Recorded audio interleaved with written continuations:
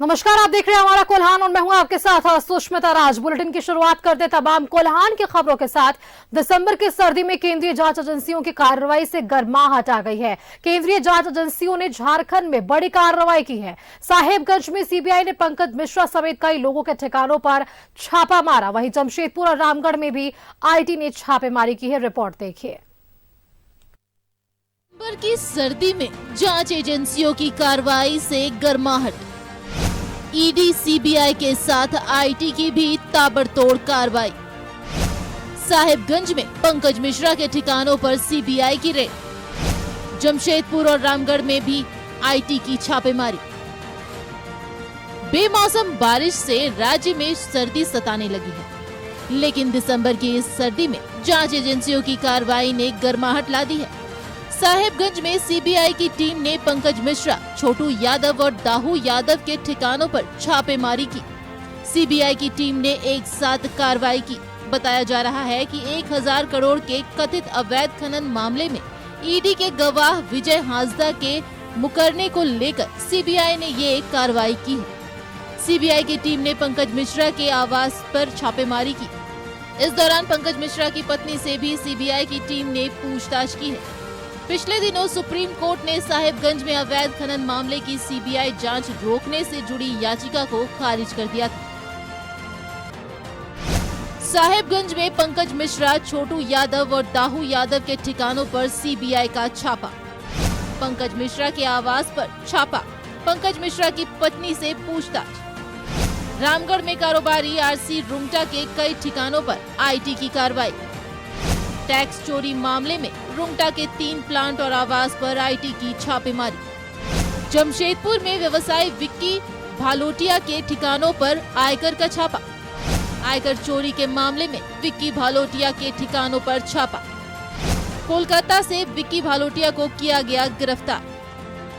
साहेबगंज में सीबीआई ने कार्रवाई की है। वहीं जमशेदपुर के जुगसलाई में आयकर विभाग की टीम ने व्यवसायी विक्की भलोटिया के ऑफिस और आवास में छापेमारी की।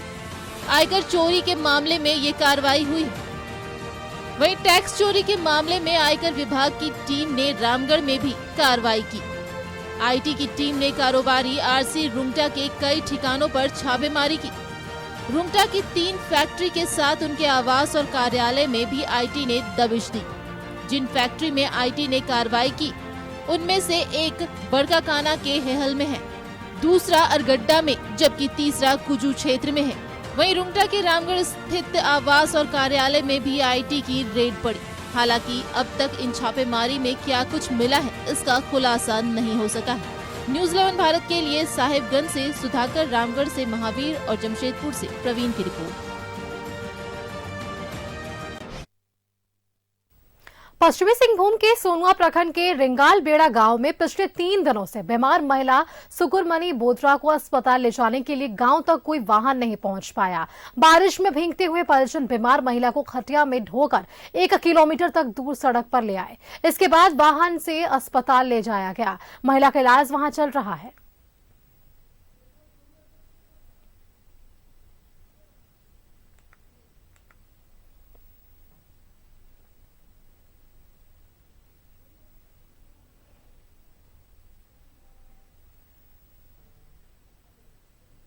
और इधर जमशेदपुर के आजाद नगर स्थित होटल सिटी इन के बाहर देर रात हुई फायरिंग में एक युवक को गोली लग गई। पूरा मामला सीसीटीवी में कैद हुआ।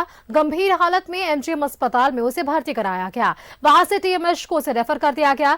आपको बताएं कि घायल युवक की पहचान मोहम्मद इमरान के नाम से हुई है। उसने ये भी बताया है कि होटल में पार्टी थी जिसमें वो फूल का काम कर रहा था और इसी दौरान आपसी विवाद में उसके पैर में गोली मारी गई। फिलहाल पुलिस मामले की जांच में जुट गई है। पुलिस सीसीटीवी फुटेज को भी खंगाल रही है।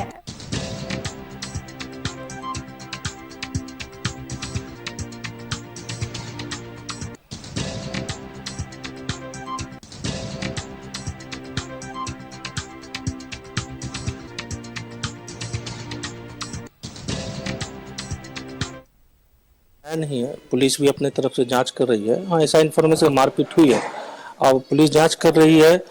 कुछ लोग थे जो निकल रहे थे तो ऐसा आपस में हो रहा होगा, कुछ ऐसा हुआ है तो इन्फॉर्मेशन है हमारे पास भी, लेकिन उसकी पुलिस जांच कर रही है, जो भी होगा वो सामने है। तो होटल के लोग मारपीट में नहीं होंगे, हाँ चूंकि अब होटल के प्रेमाइसिस में होगा तो होटल के लोग तो वहाँ पे रहेंगे, बीच बचाव करने के लिए रहते हैं, पर मारपीट में शामिल होने का तो इतना सालों से होटल चल रहा है, ऐसा तो कुछ अब तक पहले भी कभी दावा नहीं, ऐसा कोई अभी तक नहीं आया गोली चलने का, कुछ भी ऐसा कुछ इन्फॉर्मेशन हम लोग को अभी तक नहीं हुआ, क्योंकि पुलिस जांच कर रही है तो जो भी होगा वो पता चलेगा। अभी तक तो कुछ सत्यापन आया नहीं है।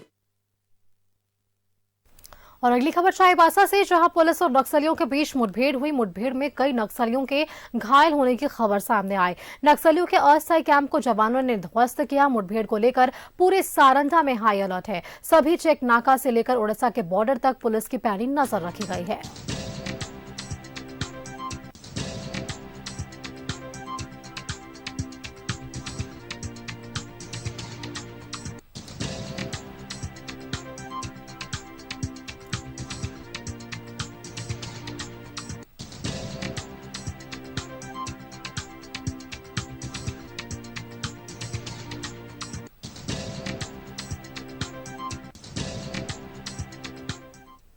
और जमशेदपुर में पिछले दिनों हाथियों के हमले से हुई मौत मामले में धालभूमगढ़ प्रखंड के 2 किसानों के परिवारों को वन विभाग की ओर से 3,75,000 का मुआवजा दिया गया। इस दौरान बहरागोड़ा के विधायक समीर मोहंती ने हाथी हमले के प्रभावितों को मुआवजा राशि बढ़ाने और मृतकों के आश्रितों को 10 लाख का मुआवजा देने की मांग उठाई।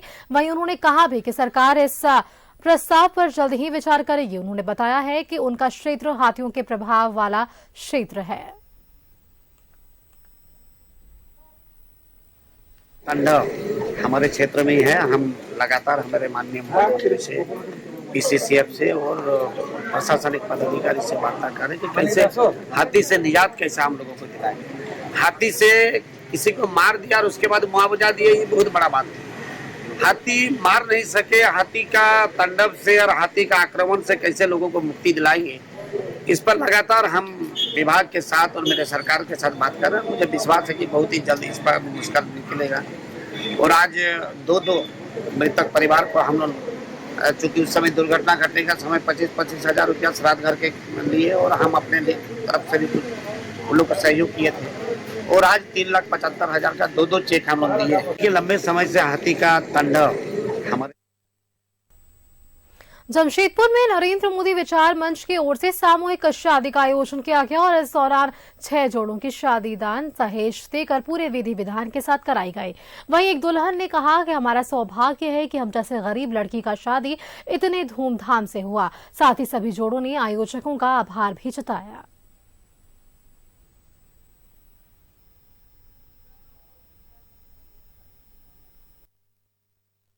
ये सार्वजनिक शादी समारोह का आयोजन किया गया है, जिसमें 6 जोड़ों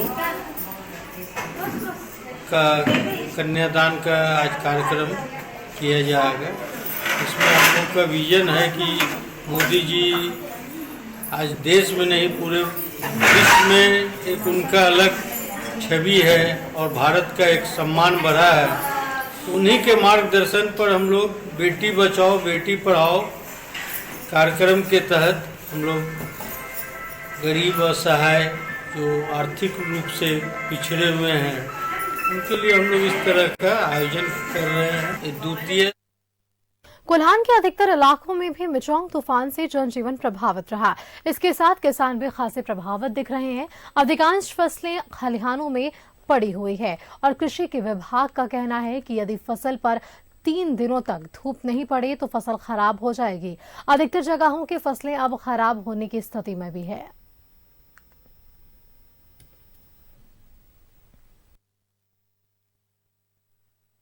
खेती में बहुत नुकसान हो रहा है। बारिश के चलते खेत में धान भी कटा हुआ है, उधर हाथी में भी नुकसान कर दिया और अभी फिलहाल चक्रवात में भी खेत में अभी पूरा नुकसान हो रहा है, कटा हुआ है। और खेत खलिहान में भी जो लाया है वो भी बारिश में चला गया। चक्रवाती तूफान मिचोंग का असर कोल्हान में भी देखने को मिला और लगातार झमाझम बारिश हुई। घरों से निकलना मुश्किल हो गया। तापमान 4 से 4 डिग्री कम हो गया, जिसके कारण ठंड बढ़ गई है। शहर का जायजा लिया हमारे सहयोगी मनोज सिंह ने। का असर पूरे कोल्हान में पड़ रहा है। कोल्हान ही नहीं, पूरे झारखंड में पड़ रहा है। बूंदाबूंदी बारिश के बीच लोग, रोजमर्रा के काम करने वाले मजदूर अपने अपने घरों में डूबके हुए हैं। एक बार हम दिखाने की कोशिश करेंगे कि लोग छाता लेकर निकल चुके हैं और जाहिर सी बात है कि मौसम जो है वो अचानक बदल गया। एक बार यहाँ पर मजदूर इनसे जानने की कोशिश करेंगे। भैया, ठंडा खूब लग रहा है? हाँ, लग रहे हैं। तूफान आ गया? हाँ, तूफान का आ गया, तो ज्यादा हो जाता है, ज्यादा हो गया तो काम करने में नहीं जा रहे हैं? नहीं जा रहा है, थोड़ा काम करने में ठंडा लगता है, बाहर में काम करेगा तो थोड़ी अच्छा लगेगा। देखिए, रात भर बारिश हुई है और बारिश के बाद जो रोजमर्रा के काम करने वाले हैं मजदूर, वो नहीं निकल रहे हैं। बादल जो है कि काले बादल, और काले बादल के बीच रिमझिम बारिश लगातार हो रहा है। हालांकि देर रात की बात करें तो झमाझम बारिश था और उसके बाद धीरे धीरे जो रफ्तार है वो बढ़ा, लेकिन जैसे जैसे दिन हुआ वैसे वैसे सिर्फ बूंदा बूंदी बारिश हो रही है। अभी बूंदा बूंदी बारिश है, लेकिन ये मौसम ये बता रहा है कि जो तूफान है, तूफान अपना रंग दिखाना शुरू कर दिया है। तापमान में 4 डिग्री गिरावट आई है, जबकि मौसम विभाग ने साफ तौर पर संकेत दे दिया है कि 9 दिसंबर के बाद तापमान जैसे ही ये तूफान थमेगा उसके बाद ठंड और बढ़ेगी। अपने सहयोगी ऋषभ के साथ में मनोज कुमार, न्यूज़ 11 भारत, जमशेदपुर। जमशेदपुर में विशाल चक्रवात तूफान की वजह से आम जनजीवन अस्त व्यस्त हुआ। लगातार हो रही बारिश की वजह से तापमान में गिरावट आई, जिस कारण ठंड बढ़ने लगी। यहाँ का जायजा लिया हमारे संवाददाता प्रभात ने। साफ देखा जा सकता है कोल्हान से में हो रही लगातार बारिश ने कहीं ना कहीं मौसम को ठंडा कर दिया है और आम जनजीवन को व्यस्त कर दिया है। देखिए किस तरीके से लोग छाते लेके चल रहे हैं। जो रोजमर्रा के काम करने वाले जो मजदूर है उनको कहीं ना कहीं तकलीफ हो रही है और कल से लगातार बारिश हो रही है। हालांकि बारिश की वजह से थोड़ी सी ठंडक बढ़ी है, चूंकि दिसंबर का महीना चल रहा है, लोग ठंड भी महसूस कर रहे हैं और ठंड में लोग चाय का मजा लेते नजर आ रहा है। आप देखिए चाय की दुकान में काफी भीड़ है और लोग चाय का इंतजार कर रहे हैं। जिस तरीके से ठंड दिन में लोग चाय का मजा लेते हैं, एक तरह से कहें तो जो ठंड नहीं लग रही थी, लेकिन अब धीरे धीरे जो मौसम ने करवट लिया है और लगातार बारिश की वजह से लोग ठंड भी महसूस कर रहे हैं और लोग जो जरूरी काम है वही घर से बाहर निकल रहे हैं और निकल भी रहे हैं तो लोग पूरी तरीके से तैयार होकर निकल रहे हैं अपने आप को पूरी तरह से, चाहे वो रेनकोट की बात करें या फिर गर्म कपड़े की बात करें, गर्म कपड़े ही लगा के लोग चल रहे हैं। कैसा चाय का मजा ले रहे हैं? ठंड भी हो गया बारिश की वजह से। चाय यहाँ की बहुत अच्छी है और बारिश में तो इसका मजा डबल हो जाता है। परेशानी है और खासकर सर्दी में तो अपना परेशानी ज्यादा बढ़ जाती है, भीगने में दिक्कत होती है, लेकिन कुछ चक्रवात है, कुछ है तो क्या कर सकते हैं। बिल्कुल, देखिए किस तरीके से चाय का मजा ले रहे हैं लोग और यहाँ पे काफी लोग हैं। अच्छा, बिल्कुल बिल्कुल देखिए जिस तरीके से उन्होंने कि चाय का मजा अगर पकौड़ी रहता तो और अच्छा होता, लेकिन कहीं ना कहीं हम ये कह सकते हैं माइचोंग तूफान का असर साफ देखा जा सकता है और बारिश की वजह से लोग ठंडक महसूस कर रहे हैं और चाय की दुकान में पहुंच रहे हैं। सही अनवर के साथ प्रभात, न्यूज़ 11 भारत, जमशेदपुर। माइचोंग तूफान जमशेदपुर में XLRI का 75वां समारोह मनाया गया और 10 दिसंबर को होने वाले प्लैटिनम जुबली समारोह में देश के उपराष्ट्रपति जगदीप धनखड़ मुख्य अतिथि के रूप में शिरकत करेंगे। वहीं विशिष्ट अतिथि के रूप में झारखंड के राज्यपाल CP राधाकृष्णन शरीक होंगे। टाटा स्टील के CEO TV नरेंद्रन भी मौजूद रहेंगे और इस कार्यक्रम में नई शिक्षा नीति और विद्यार्थियों को केंद्र सरकार की ओर से चलाई जा रही योजनाओं की जानकारी दी जाएगी और इसकी जानकारी दे रहे हैं हमारे संवाददाता मनोज। प्लेटिनियम जुबली समारोह होना है जिसको लेकर तमाम तैयारियां अंतिम चरण पे है। वैसे उपराष्ट्रपति जगदीप धनखड़ जी यहाँ पहुंचने वाले हैं, जिसको लेकर जो तैयारियां हैं वो हम आपको दिखाने की कोशिश करेंगे। देखिए ये XLRI है और XLRI का ये बाहर का ये दृश्य है। हालांकि ये XLRI में कार्यक्रम होगा, उस कार्यक्रम को लेकर जो तैयारी है और प्रशासनिक तैयारी वो भी काफी तेजी गति से चल रही है। सुरक्षा का पुख्ता इंतजाम होगा और साथ साथ उपराष्ट्रपति के साथ साथ झारखंड के महामहिम राज्यपाल वो भी मौजूद होंगे और टाटा स्टील के CEO TV नरेंद्रन भी यहाँ पर मौजूद होंगे। तो वैसे जो कार्यक्रम होना है प्लेटिनियम जुबली सेलिब्रेशन जो है, उस कार्यक्रम को लेकर तमाम तैयारियां जो है काफी तेजी गति से चल रही है। हालांकि 10 दिसंबर को वो पहुंचेंगे और 10 दिसंबर को यहाँ पर कार्यक्रम का आयोजन होगा, जिसमें जो विद्यार्थी होंगे विद्यार्थी को वो संबोधित करेंगे और साथ साथ विद्यार्थी को भारत सरकार की तरफ से जो छात्र एवं छात्राओं को क्या मिल रहा है, नई जो शिक्षा नीति आई है, नई शिक्षा नीति में क्या बदलाव हुआ है, तमाम जानकारी उपराष्ट्रपति और साथ साथ जो महामहिम राज्यपाल झारखंड के हैं वो देंगे।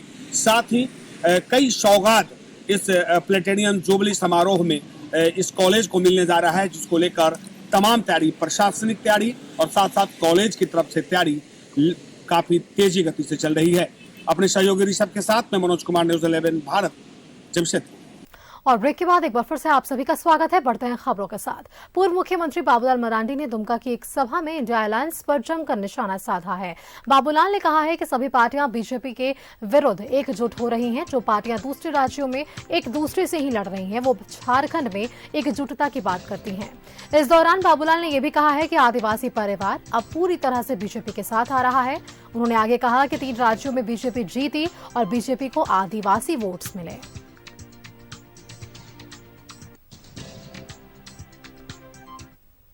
लूट से बचने के लिए, ऐसे लोग बोलते हैं ना, नदी में जब बाढ़ आता है तो जितना होता है सांप बिच्छू सब लोग एक साथ एक डाल में, पेड़ में लोग चढ़ जाते हैं, लेकिन जैसे ही पानी समाप्त होता है तो एक दूसरे के फिर भक्षक बन जाते हैं। तो इन लोगों के भी यही हालत है, एक दूसरे को आप देखते होंगे लड़ते रहता है। भाई जो कम्युनिस्ट पार्टी है, कांग्रेस, तृणमूल कांग्रेस है, वो आपस में लड़ते रहते हैं। बंगाल में उनके कोई एका नहीं है। उसी प्रकार से अभी आपने देखा मध्य प्रदेश में चुनाव हो रहा था, सपा और कांग्रेस पार्टी की कितना बयानबाजी हुआ, अखिलेश यादव, बाकी कोई दुनिया जानती है सबको। भाई यूपी में, बिहार में क्या है इन लोगों की स्थिति, तो सब दुनिया, सब लोग जानता है, पूरा देश की जनता जानती है, इन लोगों को पहचानती है एक दूसरे को। तो इसलिए ये लोग कोई बीजेपी के कारण नहीं, अपने कारण ही लोग लड़ते रहते हैं।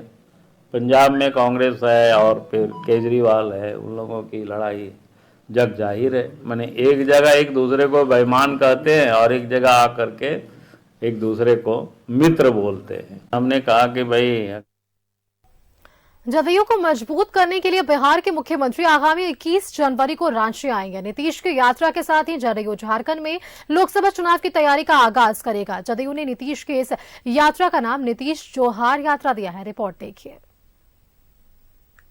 झारखंड जेडीयू अब नीतीश कुमार के सहारे अपनी नैया पार करेगा। जेडीयू संगठन विस्तार और विधानसभा चुनाव में कम से कम 8 विधानसभा सीटों पर चुनाव जीतने की कोशिश में लगा है। गुरुवार को जेडीयू ने एक बैठक के बाद नीतीश के झारखंड यात्रा की जानकारी दी। प्रभाव क्षेत्र को देखते हुए नीतीश की यात्रा का आयोजन रामगढ़ में होगा। वजह यह भी है कि रामगढ़ के मांडू से पहले जेडीयू के प्रदेश अध्यक्ष खीरू महतो चुनाव जीतते रहे हैं। 2005 जेडीयू का सबसे स्वर्णिम काल रहा है, लिहाजा नीतीश कुमार को जेडीयू की ताकत से भी वाकिफ कराना पार्टी का उद्देश्य है। रामगढ़ में कार्यक्रम हो, मगर मुख्यमंत्री जी से बात नहीं हो पाई, इसलिए डेट फाइनल हुआ था। तो वो डेट 21 जनवरी रविवार को रामगढ़ में है और उस कार्यक्रम का नाम हम लोगों ने दिया है नीतीश जोहार। और अभी पहला कार्यक्रम है, फिर हम लोग और कार्यक्रम प्रदेश में अन्य नेता का लगाए। नीतीश की यात्रा को जेडीयू ने अपने लिए अग्नि परीक्षा के रूप में ले रखा है, लिहाजा जेडीयू ने हाल ही में पार्टी में शामिल हुए टीएमसी के पूर्व प्रदेश अध्यक्ष मधुकर सिंह को कोऑर्डिनेटर की जिम्मेदारी दी है। नीतीश की यात्रा से पहले पार्टी की ओर से रामगढ़ सहित पूरे प्रदेश में 3 से 4 बसों में एलईडी स्क्रीन के साथ नीतीश का मैसेज घूमेगा। पूरे प्रदेश से जेडीयू के नेताओं को रामगढ़ लाया जाएगा।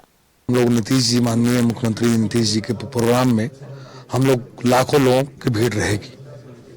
हम लोग पूरी स्ट्रेटजी बना लिए हैं और उस समय दिखाई देगा। हाल के दिनों में जेडीयू ने अपनी ताकत झारखंड में झोंकने की कोशिश की है। देखना दिलचस्प होगा कि नीतीश की यह यात्रा कितनी सफल होती है। यदि नीतीश की सभा में संतोषजनक भीड़ दिखाई पड़ी तो निश्चित तौर पर जेडीयू को एक नई ताकत मिलेगी। न्यूज़ 11 भारत के लिए कैमरा पर्सन चंदन के साथ अजय लाल की रिपोर्ट। और गिरिडीह पुलिस ने 12 साइबर ठगों को गिरफ्तार किया। ये ठग मातृत्व लाभ दिलाने के साथ अन्य सरकारी लाभ दिलाने और फर्जी अधिकारी बनकर पैसे ठगते थे। पुलिस ने सभी को गिरफ्तार कर जेल भेज दिया है। रिपोर्ट देख लीजिए। शिकंजे में जकड़े ये ठग गिरिडीह जिले में गिरफ्तार किए गए। उन्होंने अब तक सैकड़ों लोगों को लाखों का चूना लगाया। पुलिस ने प्रतिबिंब ऐप पर मिली सूचना के बाद इन्हें बेंगाबाद थाना क्षेत्र से पकड़ा और इनके पास से 19 मोबाइल सेट बरामद किए गए हैं। 33 सिम कार्ड और कई एटीएम कार्ड मिले। आरोपियों के पास से 5 बाइक बरामद। साइबर लूट के 2,19,000 रुपए बरामद। विभिन्न पोर्टल के माध्यम से भी सूचना प्राप्त हुई कि कुछ साइबर अपराधी गिरिडीह जिला के विभिन्न थाना क्षेत्रों में साइबर अपराध करने की योजना बना रहे हैं। इसी योजना को ध्वस्त करने के लिए और डीएसपी साइबर के नेतृत्व में डीएसपी प्रोबेशनर के साथ में एक टीम बनाई गई और टीम के द्वारा छापामारी की गई और छापामारी के क्रम में गिरिडीह जिला के विभिन्न थाना क्षेत्रों से 12 साइबर अपराधियों की गिरफ्तारी की गई है। एक को छोड़ बाकी सभी आरोपी झारखंड के ही रहने वाले हैं और कई महीने से साइबर ठगी में शामिल रहे हैं। गिरफ्तार आरोपियों में पवन कुमार राणा, मुकेश मंडल, मोहम्मद शमशाद अंसारी, सलामत अंसारी, निर्मल कुमार मंडल, रुपेश मंडल, मोहन मंडल, नितेश कुमार, पंकज कुमार मंडल, सच्चिदानंद कुमार मंडल और दीपक वर्मा शामिल है। पकड़े गए सभी आरोपी अलग अलग तरीके से ठगी करते थे।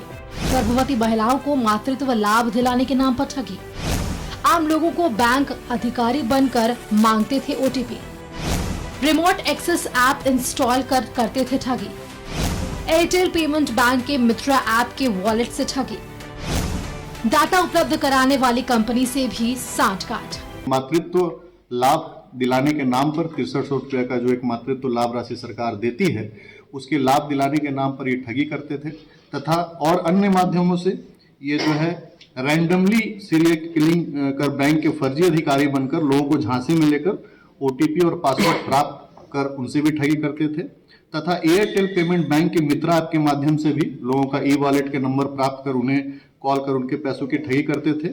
इस प्रकार अभी तक लगभग गिरिडीह जिला में लगभग 82 से भी अधिक अभियुक्तों की गिरफ्तारी की जा चुकी है।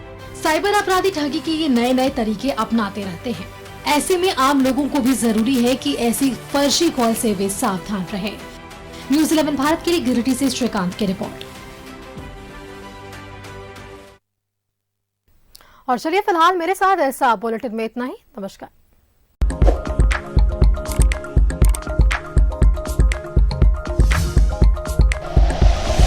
Like and share videos, subscribe करें हमारा चैनल और प्रेस करें बेल आइकॉन।